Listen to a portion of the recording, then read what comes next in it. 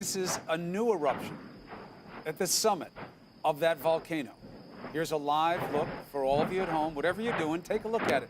This is molten rock pumping out of this bad boy, and it's going in all directions. Residents are being warned. You got to get ready to leave with little or no notice. That's the quote. CNN national correspondent Scott McLean has the latest from Powhatan, and one of the problems for you in dealing with this is that people are still trying to live their lives. Tell us the story. It's hell on earth in a place that's heaven to so many. In just a matter of hours, a virtually dormant fissure suddenly woke up, spewing fountains of lava down a molten stream, destroying everything in its way. It's all a guessing game. WeNeed2Tlk owns 2 properties on this piece of paradise. He may soon have just one. We're ready to pretty much leave there in 10 minutes if we have to, and it's say goodbye to everything. It shows me the power of God, the power of our earth. Donna Mueller's home is just a few hundred yards from this molten sparkler, popping, groaning, and sometimes violently exploding. Oh, wow. See what I mean? At first, the constant earthquakes made it impossible to sleep. Because I couldn't stand it anymore. When this fissure opened up, it was impossible even to stay. You can see it blew out this window, glass all over. As the lava flow quickly approaches, her family has come to salvage her valuables and go. She's not taking much with her. There's not much. I can walk away. It's stuff. Just down the hill, Daryl Clinton is risking life and limb to protect 2 homes that belong to friends. A lot of sentimental value, a lot of good family times. As we spoke, his friend Mark was looking out for flying lava, and so were we.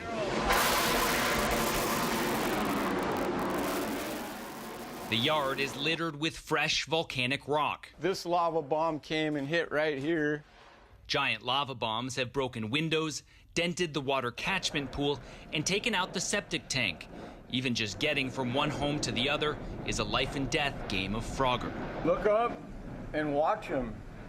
Keep your eye on them. It's almost like catching a football, but you don't want to catch this football. Clinton has been a quick study on the different sounds of the fissure, the sounds he knows to ignore. You're good, you're all safe. And the ones that scream, take cover. You might want to step back on this one. Equipped with just a fire extinguisher and a garden hose, he's been spraying down the molten rocks that hit the house. The insides, though, the ones that we're concerned about, these ones are the ones that catch the ceiling on fire.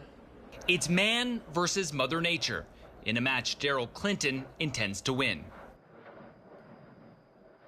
And this weekend, just a day after we shot that interview, Daryl Clinton ended up getting hit in the leg with a lava bomb the size of a bowling ball while he was standing on his back porch. Now, luckily, his ex-wife was there to take him to the hospital, and she said that the heat of that lava bomb was so intense that it seemed to cauterize the wound on his leg, keeping him from bleeding too much. It was also so hot that it started a fire on his porch that the neighbor actually had to put out. Now, Mother Nature undoubtedly scored a big blow here. Clinton will be off his feet for the next 6 weeks at least, but the 2 houses that he was protecting, they are still standing. So point for Daryl Clinton.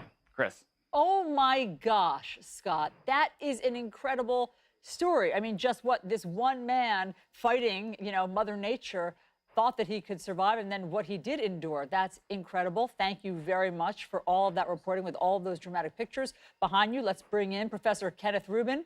He's from the Department Chair of Geology and Geophysics at the University of Hawaii at Manoa. Professor, I mean, look at this. Look at all of this is live, okay? All of these dramatic pictures and the audio that Scott just played for us. How dangerous is what's happening for Hawaiians today? It's extremely dangerous, and it's an extremely dynamic situation. The locus of activity is moving from spot to spot. It's difficult when people's homes and livelihood are in the path of an erupting volcano, but this is dangerous business, and it would be best if people would stay out of harm's way by keeping a safe distance. You say that the lava flow has really picked up in the last day and a half. So why is that happening? And is that the biggest danger, or is the biggest danger the acid gas that we keep hearing about? There are 4 or 5 different dangers at the volcano, and it's difficult at any time to say which one is the most dangerous. The reason the supply of magma is picking up, we believe, is that in the subterranean area within the volcano, magma moves from one place to another.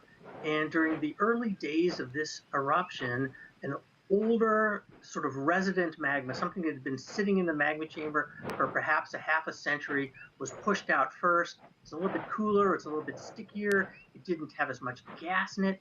And as this newer magma is reaching the area, it's a bit like uncorking a bottle of champagne. There's a lot more gas streaming out that's helping the magma to come out with much more vigor. It's also a slightly different chemical composition, and we believe warmer, which makes it runnier. And this is contributing to the intensity of the eruption right now.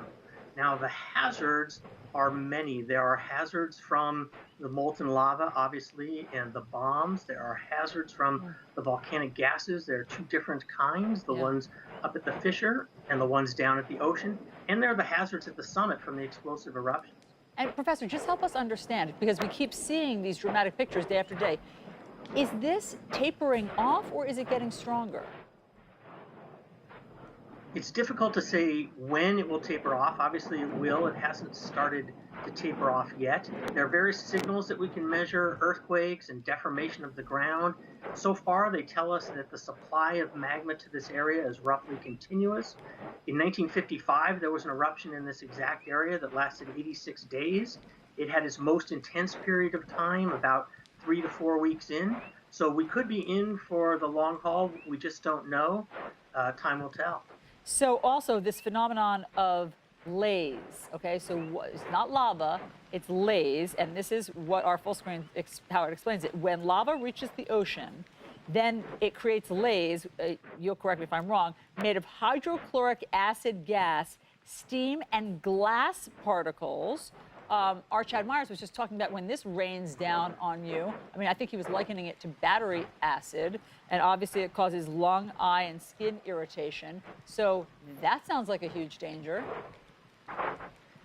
It is a huge danger. Interestingly enough, it's a danger that we're fairly familiar with. During the last 35 years of activity at the volcano, we've been having what we call an ocean entry, where lava flows into the sea for a little bit more than half of that time. And so this phenomena is it's fairly common. It's fairly well known. The vapors are, very noxious. They tend to be driven by the winds, and so as long as the winds are fairly stable and people stay upwind, there's not much hazard.